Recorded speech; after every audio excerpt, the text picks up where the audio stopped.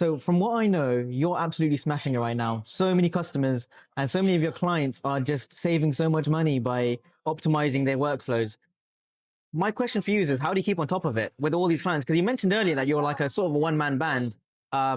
Though you've got the power of like three people because you're optimizing your own workflows. But how do you cope with all these clients, and how do you cope with the how do you deal with the potential for burnout? It's a great question. I think time management a lot. So I try and focus on the marketing first thing in the morning, get 4 hours in, and then focus on the client work. Yeah. Try and do something for both each day to keep the business running instead of being, because some people do loads of marketing, get a load of customers, and then they'll drop off and then they're on this snowball. So try and balance that out.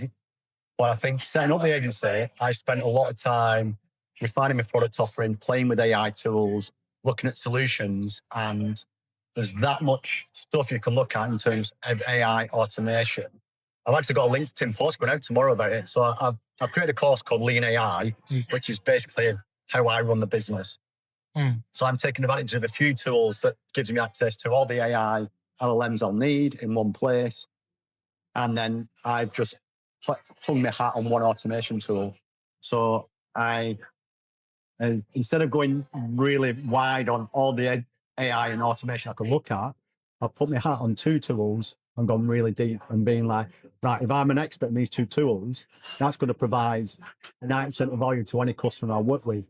So that's my focus, is then marketing and actually delivering the service to people instead of worrying about the latest tool, a new LLM, procrastination, and like say burnout.